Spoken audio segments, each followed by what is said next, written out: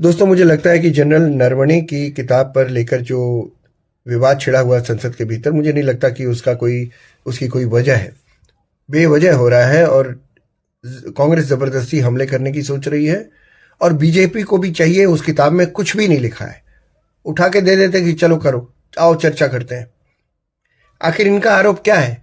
इनका आरोप यही है कि जनरल नरवणे बार बार पूछते रहे कि हम क्या करें, चीनी सेना सिर पे आ गई है, हम क्या करें, वो और आगे बढ़ गया है और आगे बढ़ा है, हम क्या करें। यही तो बात है। और सरकार कोई जवाब नहीं दे रही थी।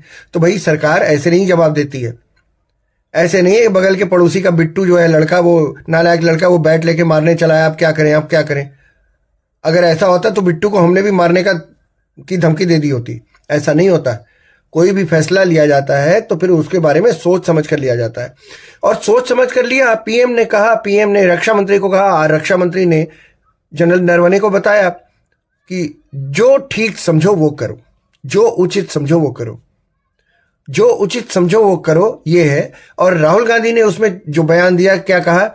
जो उचित समझो वो करो, हमें इससे कोई लेना देना नहीं।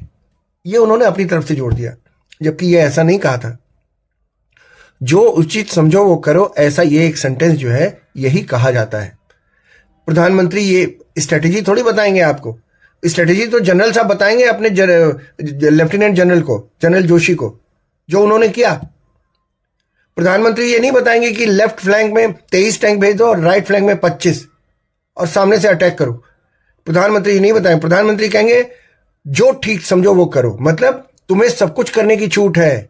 यही उसके अंदर निहित था। लेकिन आपको वो पढ़ना नहीं है, क्योंकि आप विपक्ष हैं, तो आपको अपने चश्मे से देखना है। यही दिक्कत है आपकी।